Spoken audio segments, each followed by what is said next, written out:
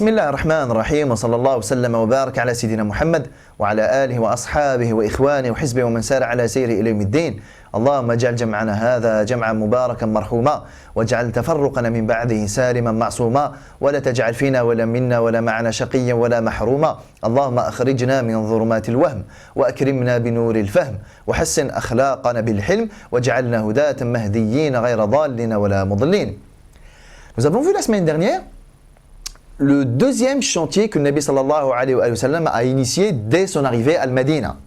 D'abord la mosquée, avec ce que cela a impliqué et impliquera inshallah ta'ala par la suite, et celui de la fraternisation entre le Muhajirin et l'Ansar, les Mecquois et les Médinois. Et on a surtout vu de quelle manière s'est manifesté et s'est concrétisé la réalité de cette fraternité-là.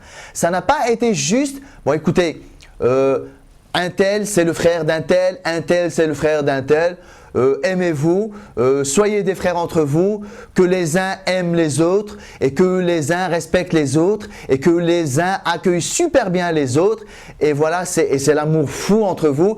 Allez-y, je vous déclare frère et frère. Ça n'a pas été juste ça. Ça n'a pas été juste un appel. Ça n'a pas été juste une exhortation. Ça n'a pas été juste une invitation à des sentiments. Ça n'a pas été une invitation à un partage émotionnel. Le frère là, je vais le porter dans mon cœur. La sœur là, je vais la porter dans mon cœur. Et voilà, alhamdoulilah, nous sommes une communauté de frères, nous sommes une communauté de sœurs et nous sommes une communauté de frères et de sœurs où l'amour, où la fraternité prend des ampleurs d'affection, de miséricorde et de clémence. On peut citer les hadiths dans lesquels Nabi sallallahu alayhi wa sallam il dit « Kunu ibadallah ikhwana » soyez des serviteurs d'Allah ta'ala en toute fraternité. Allah subhanahu wa ta'ala qui dit « Innamal mu'minuna ikhwa » les croyants ne sont que des frères et par extension les croyants ne sont que des sœurs et les frères et les croyants et les croyantes ne sont que des frères et que des sœurs, etc. etc.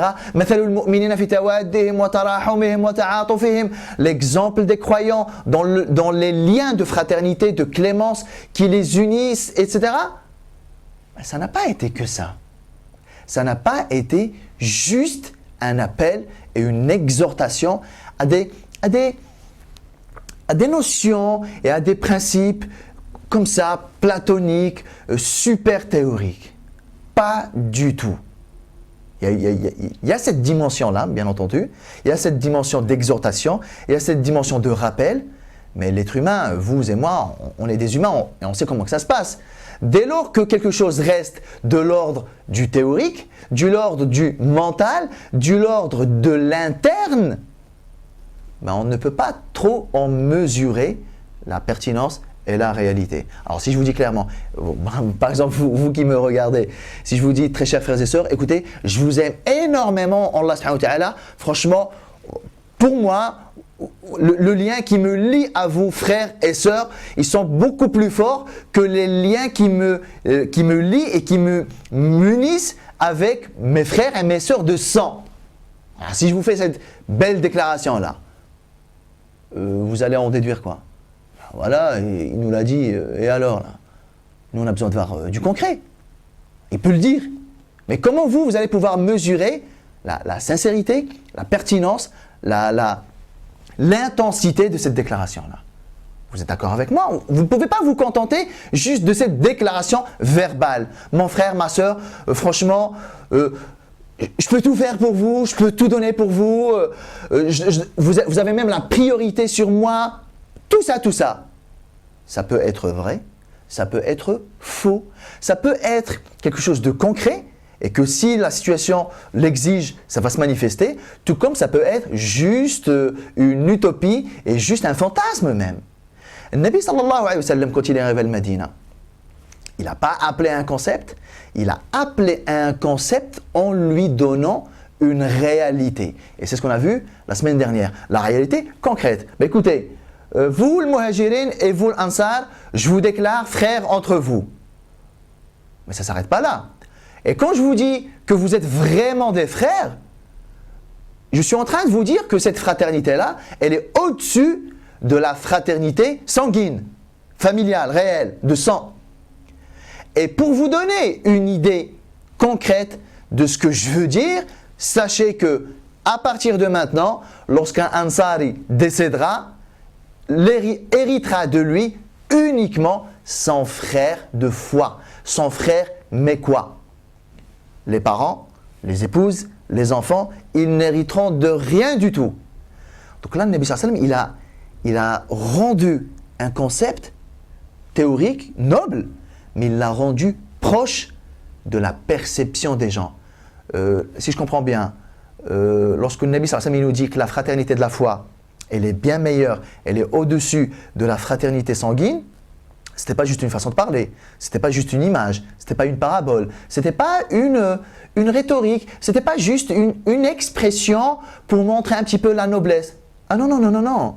Lorsque le Nabi sallallahu alayhi wa sallam nous disait ça, lorsqu'il nous disait que vos frères de foi, ils ont la priorité sur vos frères de sang, ah non, c'est concret. Si je décède, ma famille de sang n'hérite de rien du tout. Ah ok, d'accord. Donc c'est du concret. Donc le Nabi sallallahu alayhi wa sallam a rendu ça concret pour que les gens le perçoivent de façon réelle. Et lorsque cette réalité noble, elle est devenue concrète dans l'esprit, et concrète dans le cœur, et concrète dans le vécu et dans le quotidien de ces gens-là, de ces ansars-là, lorsque le Nabi sallallahu alayhi wa sallam s'est assuré, lorsque Allah subhanahu wa ta'ala s'est assuré que c'est bon, cette réalité-là, elle n'est plus discutée, elle n'est plus discutable, à ce moment-là, l'héritage, il est redevenu tel qu'on le connaît actuellement. Allah Ta'ala, il a révélé un verset wa ulul arhami ba'dhum awla bi ba'd. Allah, il a révélé ce verset pour dire non, non, non, du point de vue de l'héritage, les liens du rahim, les liens de l'utérus, les liens réels de parenté ont la priorité. Pour l'héritage, ils ont la priorité sur tout autre lien. Mais quand est-ce que ce hukm, cette prescription juridique, elle a été abrogée lorsque Sahaba et le Muhajirin, l'Ansar et le Muhajirin, ils ont fait leur preuve. Et quand est-ce qu'ils ont fait réellement leur preuve? C'est après la bataille de Badr. On y reviendra la semaine prochaine, Inch'Allah Ta'ala. On va voir la semaine prochaine en quoi la fraternité s'est avérée être une condition sine qua non pour la construction de la Ummah, pour le travail commun et le travail ensemble pour le grand chantier de l'islam.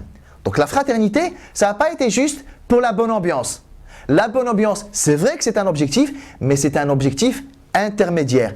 La bonne ambiance entre le Muhajirin et l'Ansar n'est pas une finalité en soi. C'est quelque chose qui va servir à autre chose qu'on développera, Inch'Allah Ta'ala, la semaine prochaine.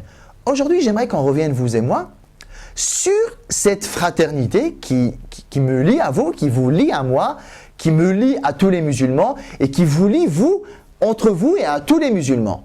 Exactement comme le Muhajirin et l'Ansar, théoriquement. Nous sommes des frères, ça c'est un fait. C'est Allah subhanahu wa ta'ala qui nous a rendus frères et sœurs. Mais cette fraternité-là, elle implique des choses.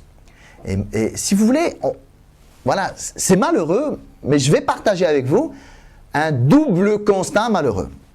La première chose malheureuse que l'on peut relever dans notre quotidien à nous, c'est que on n'est pas toutes et tous conscients de l'implication de ce que c'est la fraternité, au fait. Voilà, je vais vous appeler mes frères et je vais vous appeler mes sœurs.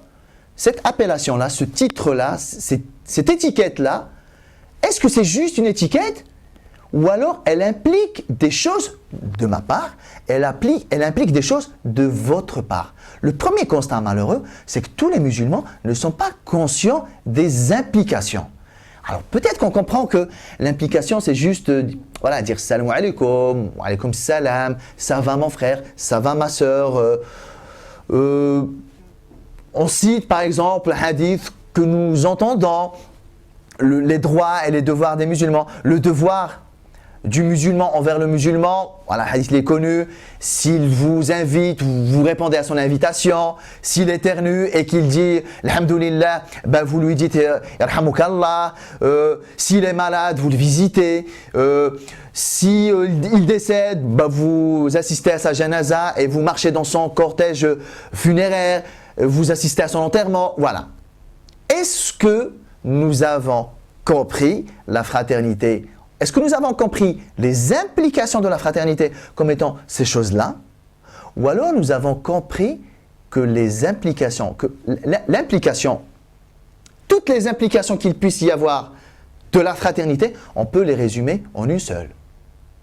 Tout ça, on peut le regrouper en une seule implication. Lorsque je considère quelqu'un comme mon frère, il est prioritaire sur moi. C'est ça le résumé.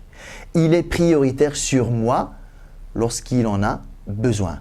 Et les savants, ils ont détaillé ça. L'imam Ghazali, il classe les implications de la fraternité d'une manière extraordinaire. Et on se dit, mais on n'a rien de fraternel entre nous en fin de compte. Il dit que parmi les degrés de fraternité, c'est d'anticiper le besoin de ton frère. Alors il y a différents degrés. Il y a la fraternité qui consiste à, lorsque votre frère est dans le besoin et qu'il vous a sollicité, vous y répondez. Ça, c'est déjà pas mal. Il est dans un besoin, il l'a verbalisé, il l'a manifesté, il vous a sollicité et vous y répondez. Ça, c'est une fraternité. Il y a un autre degré de fraternité, c'est que votre frère, il est dans le besoin, mais il ne vous a pas sollicité. De vous-même, vous prenez l'initiative de répondre à son besoin. C'est déjà pas mal, c'est mieux. Et il dit, rahimahullah ta'ala, il y a un autre degré, c'est que vous anticipez le besoin de votre frère. Vous faites en sorte à ce qu'il ne tombe pas dans le besoin. Il a dit, et ça, c'est une fraternité. Concrètement, la fraternité, ce n'est pas juste un appel et un partage théorique. Concrètement, vous savez quoi? La fraternité, malheureusement, nous avons tendance à la concevoir et à lui donner des implications qui peuvent être nobles, mais à partir du moment, à condition que ça n'empiète pas sur mon confort à moi. Alors, je veux bien être le frère des musulmans, je veux bien les aider, mais il ne faut pas que ça bouscule un petit peu mes habitudes de vie à moi. Je veux bien donner de l'argent, mais il ne faut pas non plus que ça trouble mon budget à moi. Je veux bien répondre à leurs invitations si, voilà, j'ai rien à faire. Je veux bien me montrer à l'écoute, présent physiquement, si je suis vraiment disponible et que j'ai rien de personnel à faire au moment-là.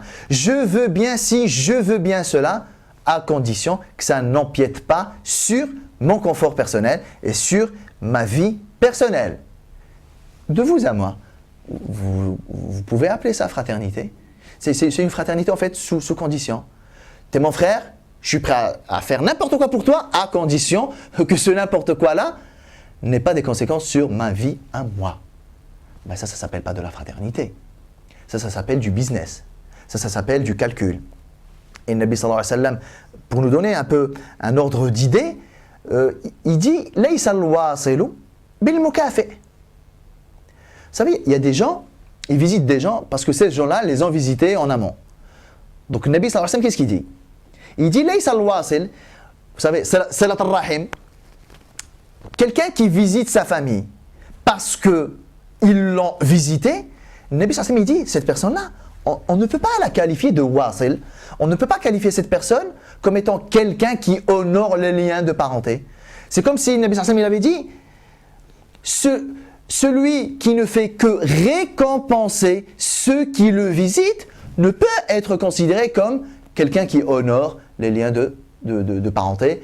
Et par extension, on peut dire quelqu'un qui répond à l'invitation de ceux qui répondent à la sienne, quelqu'un qui aide les musulmans, ceux parmi lesquels lui-même il a pu bénéficier de leur aide, quelqu'un qui donne du soutien, qui donne de son temps, qui donne de son argent uniquement à ceux qui lui ont donné du leur. Est-ce que vous pouvez le qualifier de frère? On va faire un qiyas. Laysa al-wasilu bil-mukafi. On peut dire Laysa al-akhu bil-mukafi. N'est pas frère celui qui ne fait que récompenser ceux qui ont assuré avec lui. Et là, voilà, on va élargir un petit peu notre réflexion, mais on va voir notre quotidien, dans nos mosquées, dans nos foyers, avec nos voisins, avec les musulmans partout. Est-ce que nous ne sommes pas un petit peu dans un rapport de fraternité un petit peu sélectif? Bon, voilà, tout le monde est mon frère en fait. Toutes les sœurs sont mes sœurs et tous les frères sont mes frères. Tous les croyants, toutes les croyantes sont mes frères et sont mes sœurs. Mais concrètement, lorsqu'il s'agit du don de soi, lorsqu'il s'agit de sortir de ma zone de confort, là je deviens un peu sélectif. Il faut donner de son temps. Ouais, mais je ne vais pas donner de mon temps à tous les musulmans de la même manière. Et je vais donner à ceux à qui je partage beaucoup de choses, avec qui j'ai une intimité un peu plus forte, parce qu'on a fait des choses ensemble, parce qu'on délire bien ensemble, parce que je m'entends très bien avec. Donc on est dans une fraternité sélective. Et ça, c'est pas bon du tout, parce que ça ne me permet pas, moi, de vivre cette fraternité. La vraie fraternité, on en a parlé une fois dans une vidéo précédente, quand on avait parlé de la vraie ubudiyya, de la vraie servitude à Allah subhanahu wa ta'ala, lorsqu'on avait parlé de la sortie du prophète sallallahu alayhi wa sallam à Taif, et la conséquence de sa sortie, comme quoi il avait été jeté, comme quoi il a été traité de tous les noms, il a été blessé sallallahu alayhi wa sallam. On s'était arrêté sur le sens de l'ubudiyya en fait. La vraie ubudiyya, c'est la ubudiyya, c'est la servitude qui contrarie l'être humain. La servitude où il n'y a pas de contrariété n'est pas une vraie servitude. Faire salat subh à 7h du matin, parce que de toute façon, c'est l'heure à laquelle moi j'allais me lever pour aller au boulot, pour aller à l'école, est-ce qu'on peut dire que ça c'est la ubudiyya? La ubudiyya, la vraie ubudiyya, il faut qu'elle soit contrariante, subhanallah. Se lever à 3h30 du matin, un dimanche alors que je bosse pas, se lever à 3h30 pour faire salat subh, alors que de toute façon, de moi-même, je n'allais pas me lever, ça c'est une ubudiyya. La fraternité, c'est un peu le même principe. Une vraie fraternité, c'est la fraternité qui me bouscule dans mes habitudes de vie. Je n'avais pas prévu de faire ça, mais pour mon frère, je vais le faire. J'avais prévu de passer une soirée tranquille chez moi avec ma femme et mes enfants. Il se trouve que cette soirée-là, un musulman avait besoin de moi. J'avais pas prévu de sortir, mais pour lui, je vais sortir. J'avais pas prévu de dépenser un certain budget pour une certaine cause. J'avais prévu autre chose avec cet argent-là. J'avais peut-être prévu des vacances, j'avais peut-être prévu des choses avec ma femme et mes enfants, de surérogatoire bien entendu, mais là, il y a quelque chose d'exceptionnel. Ben, pour cette exception, pour mes frères, pour mes sœurs, pour l'islam, pour les musulmans, je vais le faire. Ça va me contrarier dans mes calculs budgétaires, mais je vais le faire parce que je suis leur frère et ils sont mes frères. Donc le premier constat malheureux qu'on fait, c'est que est-ce qu'on est vraiment dans cette implication de la fraternité qui nous sort de notre zone de confort? Et concrètement, vous savez, subhanallah, le hadith dans lequel Nabi sallallahu alayhi wa sallam dit, lorsque votre frère, voilà, vos devoirs envers vos frères, par exemple, lorsqu'il éternue et qu'il dit alhamdoulilah, vous dites yarhamukallah. Ça c'est contrariant? Ça va, c'est pas contrariant du tout. Il faut le faire. Mais est-ce que c'est contrariant? Pas du tout. Lorsque votre frère, votre soeur, il vous invite à un repas, est-ce qu'il est contrariant d'y répondre? Presque on a envie de dire, au contraire, c'est génial, c'est une invitation, on délire bien, on va super bien manger. Donc c'est pas contrariant. C'est limite quelque chose que Nefs aime. Les bonnes ambiances, on délire et on mange. Limite, c'est quelque chose que notre ego recherche. Il faut le faire, on répond aux invitations des gens. Mais ce que je veux dire par là, c'est pas contrariant pour Nefs. Lorsqu'il est malade, il faut le visiter. Là, ça commence un petit peu à être contrariant. C'est où? À quel hôpital? À quelle heure? Est-ce qu'il il faut le visiter à 20h? Ouais, mais moi, à 20h, j'ai prévu autre chose. Et je vais aller à l'hôpital juste pour le voir et lui dire comment tu vas, ou alors quand il est malade, il est chez lui. Là, ça commence déjà un petit peu à être contrariant. Il décède. Le janaza, bon là, c'est pas très contrariant. C'est quelque chose, alhamdoulilah, que les musulmans ils font de bon gré, avec un cœur qui est ouvert, qui est acceptant, alhamdoulilah. Il n'y a pas de souci. D'autant plus que c'est Si c'est quelqu'un qui décède dans notre région, dans notre commune, de toute façon, nous on est à la mosquée, ben voilà, janaza. Ça va être un petit peu contrariant si ce frère-là, il est à 100 km, 150 km. Donc on voit que répondre aux besoins de nos frères et de nos sœurs et leur témoigner nos devoirs envers eux, même si on le fait, ça n'a pas la même valeur du point de vue de la concrétisation de la fraternité. Plus c'est contrariant et plus c'est une preuve d'amour et c'est une preuve de fraternité. Moins c'est contrariant, mais moins ça va être perçu comme étant une preuve d'amour. Par exemple, moi j'organise un repas. Je vais vous inviter. Vous allez répondre. Est-ce que pour moi, ah oui, super les gens là. Ils viennent de faire la preuve d'une fraternité énorme. Je ne vais pas forcément me dire ça. Attendez, je les ai invités, ils ont répondu, ils sont venus, ils ont mangé, on a déliré, on a fait de ils sont partis. Par contre, j'étais dans une grosse galère à 2 h du matin. J'ai dû appeler un frère, je l'ai réveillé de son sommeil skin. Et il s'est couché à 1 h. Moi, je le réveille à 2 h pour qu'il vienne me dépanner parce que je suis coincé sur une autoroute à 300 km de chez lui. Et qu'il me dit, t'inquiète pas Samy, j'arrive, juste le temps de m'habiller, je prends ma voiture et je viens. On est d'accord ou pas ? Ça, c'est une meilleure preuve d'amour et de fraternité que si je l'avais invité à un repas et qu'il était venu. Pourtant, les deux, c'est une marque de fraternité, d'amour. Mais concrètement, je vais me dire, subhanallah, il est sorti de son lit, il a laissé sa femme, il a laissé ses enfants, il a pris sa voiture, peut-être qu'il travaille, il a dû peut-être appeler le boulot pour leur dire, je viens pas. Je lui ai causé quand même plusieurs gênes, plusieurs désagréments. Mais il les a quand même acceptés, il est venu. Ça, c'est un frère.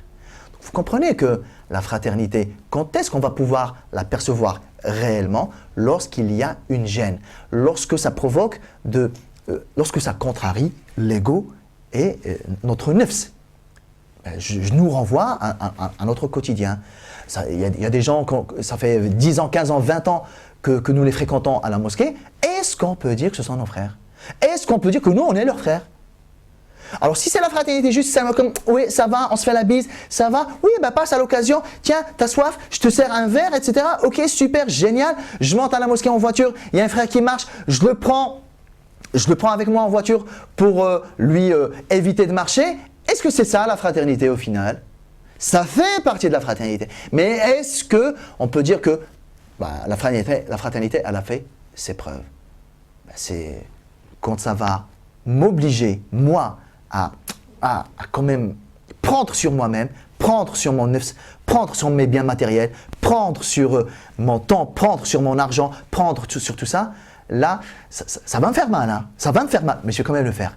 Parce que ces gens-là, ils ont des droits sur moi. Ça, c'est le premier constat malheureux que l'on peut faire. Nous ne sommes pas conscients de la réalité des applications de cette fraternité. Deuxième constat malheureux que nous faisons, c'est concrètement, moi, j'en sais rien en fait. Moi, j'aimerais bien être le frère des croyants et j'aimerais bien en fait leur témoigner ma fraternité et leur témoigner mon amour. J'aimerais bien. Je ne sais pas m'y prendre. Moi, je proviens d'un monde égoïste. Je suis né dans un monde égoïste, dans une famille égoïste, dans une société égoïste qui développe le culte de soi, le culte du possessif, le culte du avoir.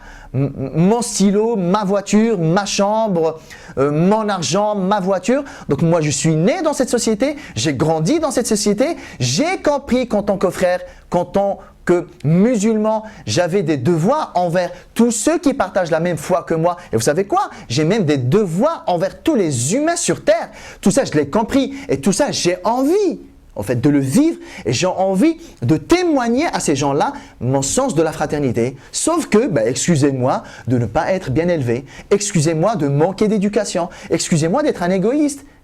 Donc, je veux, mais je ne sais pas. Du coup, ce à quoi moi je m'attends, c'est quoi? Je m'attends à un accompagnement, je m'attends à une aide, je m'attends à des actions concrètes. Je veux dire par là, moi je monte à la mosquée, vous et moi on monte à la mosquée. On a envie. Supposons qu'on a carrément envie de manifester notre amour et notre fraternité envers les croyants et même envers les humains. On fait comment? Concrètement, il n'y a rien qui est fait pour ça, ou presque rien. Alors moi, quand je monte à la mosquée, Le discours, c'est quoi? C'est un discours théorique. Soyez des frères. Alors, on va lire des hadiths, on va lire Riyad Salihin, on va faire des khutbah de Jumu'ah, on va parler du mérite de la fraternité, le mérite de l'amour, Allah subhanahu wa ta'ala. Allah ta'ala, il pardonne à ceux qui s'aiment en lui. Allah ta'ala aime ceux qui s'aiment en lui. Allah ta'ala, il aime ceux qui se visitent en lui. Allah ta'ala, il aime ceux qui se conseillent en lui. Allah ta'ala, il aime ceux qui se font des dons mutuellement. Etc., etc. Tiens, j'aime un tel, est-ce que tu lui as dit? Va lui dire. Alors on va entendre tout ce discours théorique là. Concrètement, moi, il n'y a rien qui est fait pour me sortir de mon égoïsme. Nabi sallallahu alayhi wa sallam n'a pas laissé la porte ouverte aux compagnons. Nabi sallallahu alayhi wa sallam, quand il est arrivé à Medina, il aurait pu leur dire, bon écoutez, vous êtes des frères entre vous, mais carte blanche, faites ce que vous voulez, à vous de manifester votre fraternité telle que vous le jugez bon, comme bon vous semble. Il aurait pu laisser la porte ouverte, voilà, à chacun en fait. Soyez des frères, c'est bon, vous avez compris, mais maintenant, témoignez et concrétisez et manifestez cette fraternité entre vous comme vous le voulez. Le Nabi sallallahu alayhi wa sallam, c'est pas ça qu'il a fait.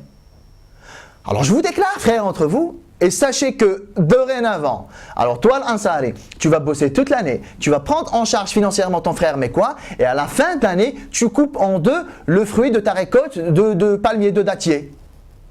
Voilà, c'est concret. Toi, tu es le frère d'un tel, tu n'es pas le frère des musulmans. C'est vrai, tu es le frère des musulmans, et les musulmans sont tes frères. Sauf que vous et moi, on sait très bien quelque chose de concret. Lorsque un principe il est noyé comme ça de façon globale, il a toutes les chances de ne jamais aboutir.